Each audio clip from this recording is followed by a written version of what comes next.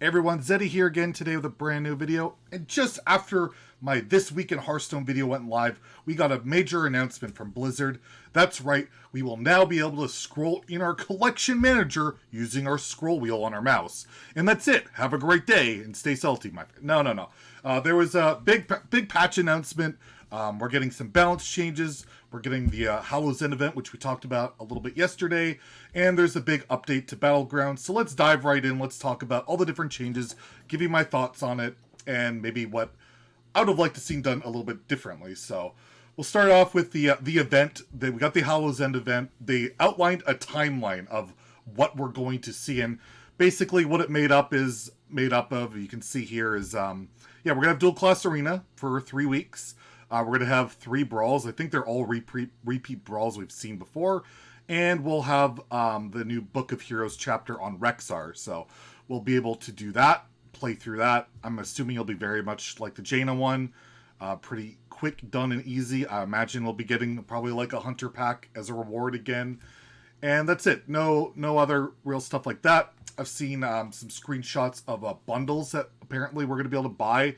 Both a Paladin skin one, like 25 packs, and a Paladin skin, and 5 Hunter packs and Rexxar skins. So a lot of bundles these days. I've never seen them releasing more bundles and charging for this stuff. And I mean, I'm all for more cosmetics and stuff. Just hopefully these portraits are a little bit more high effort than the Jaina one.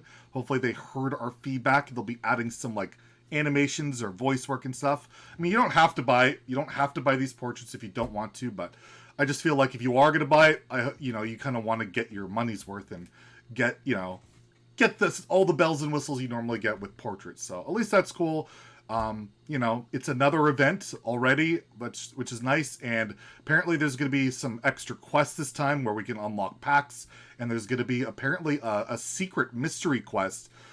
Some like vague description. You'll have to play like Battlegrounds, Book of Heroes, and Arena. Your reward will be 2 golden transfer students. And I noted a while ago you can't craft these golden, so I was wondering what way we would be able to get them golden, and apparently it'll be through this. I imagine it'll be something free, similar to Kael'thas Sunstrider, so that's pretty cool. Not entirely sure what the secret quest is, but I'll be excited to find out, and maybe I'll make a video on that at some point. Next, we have the Battlegrounds update. Basically, they're adding elementals to the game. They're adding multiple heroes. They have Ragnaros, Shenvala, was that Rakanishu, Alakir, all look pretty good. Alakir looks potentially really powerful, and a whole slew of minions they're adding to the game. I'll list them. I won't really review them, but we have Celemental, Refreshing Anomaly, Party Elemental, Molten Rock, Stasis Elemental, Arcane Assistant, Crackling Cyclone, Whirlwind Tempest, Wildfire Elemental, Deadly Spore, Major Domo Executus, Nomi Kitchen Nightmare, Lil Rag, Tavern Tempest, Lieutenant Gar, and Gentle Genie. So, yeah, they'll be adding this additional class. It should be live. I mean, it might be live as when you're watching this video, but live later today. And that should be a lot of fun. I've been enjoying Battlegrounds. I play a lot on my off time on stream, especially when I'm editing video. While I'm editing this very video, I'm probably playing Battlegrounds because it's just something nice to do. And I don't know, looks like a fun new class. Definitely some different stuff to do. And let me know, I don't know, in the comments below, do you guys want me to get a little more in-depth on Battlegrounds, maybe reviewing, talking about stuff? I'm not necessarily going to highlight games or anything, but maybe talk about balance issues there. Because, like, one of the big things I've noticed is, well, Jandice is not nerfed. They're not doing any changes to Jandice. Still completely, horribly unbalanced, but maybe these other heroes will be so broken that it'll, I guess, balance it out. That never happens, but yeah, kind of curious to see. And the MMR is being reset as well. They did a little explanation in the patch notes saying that basically between every 2,000 and 6,000 rating, from every 500, you can't lose your MMR. Like a rating floor similar to regular ladder. Yeah, you'll be starting at 0 MMR, and when you gain a rating, every top 4, you can gain a rating up to 300 per win. And your rating can never go below 0, and you cannot lose the rating until they've climbed above 2,000. So be a little bit more new player friendly at the beginning. Got the ranked floors, and yeah, it's all matchmaking will still be based on the internal like invisible MMR, similar to regular ladder and all that. So good stuff. But let's get to the big news. The news you guys want to hear probably the most is the balance update. We have 2 nerfs going live, like I said, either when you've watched it or this video or later today. First, going to Tutolar and Pilgrim. It's 8 mana 5/5 Battlecry. Discover a copy of a spell in your deck, cast it with random targets. And now it just discovers the spell in your deck and casts it with random targets. So basically, it doesn't discover the copy, it consumes the spell. This was the nerf I basically suggested with Turtle Mage many times, including in some of our videos, what I figured they would do.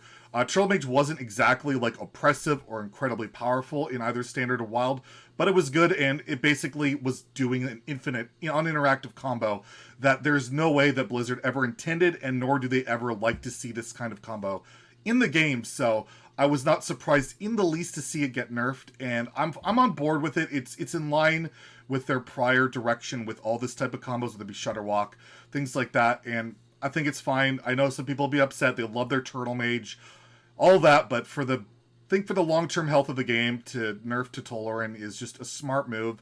And I mean, it got a buff a little bit in Wild. If you look at Luna's Pocket Galaxy, you no longer draw Pocket Galaxy after it consumes the spell, so you have 1 less bad draw, which is definitely relevant. So Luna's Pocket Galaxy Mage in Wild actually got a bit of a buff with this, so it's not all negative, but yeah, if you're a Turtle Mage aficionado, you'll be pretty upset. And lastly, there was a nerf to Guardian Animals going from 7 to 8 mana. So this is a big nerf. I think this is a big one. I saw a lot of people saying this doesn't really matter that much. Druid has all this ramp, but it's a big nerf because you can't go Overgrowth into Guardian Animals anymore. That's gone. You have to have Innervate or Lightning Bloom, and that's not as consistent. And if you know anything about playing Druid, it's so much live and die by getting earlier Guardian Animals out to not die, right?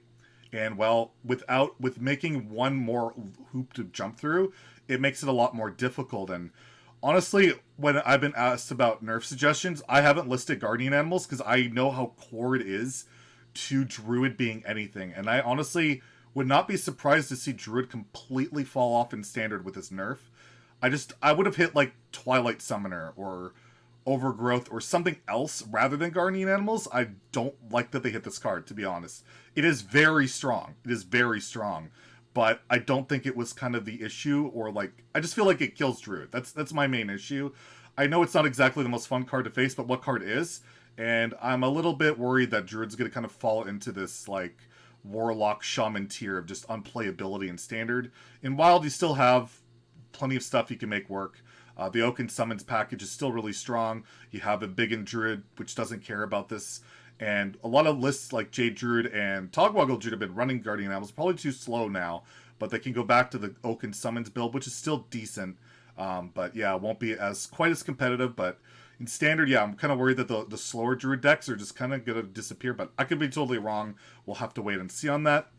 And lastly, I do want to mention that there were a couple of nerfs that I would have loved to have seen that I'm kind of upset, like not upset, but I'm a little disheartened that they didn't happen, mainly because I'm finding Small Spell Mage or Tempo Mage or whatever you want to call it in Standard to be just absolutely unbearable. The pure randomness of it, like every single game, they just create a billion different random cards.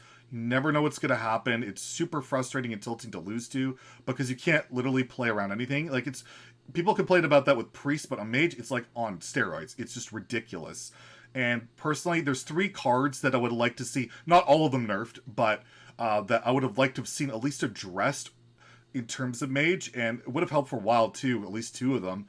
First is Sorcerer's Apprentice. We've been talking about this forever. I still think that her spell should not be able to cost less than 1. It's just such an issue, but they said it was on their radar back in August, and apparently it's still, I guess that wasn't enough, but yeah, just find she creates so many disgusting broken turns in Standard Wild, cheating the mana curve way too hard, doing ridiculous things, but still not nerfed. Evocation, I would really like to have seen it go to 2 mana, mainly so you can't get a million of them off like Wandmaker and Cobalt Spellkin.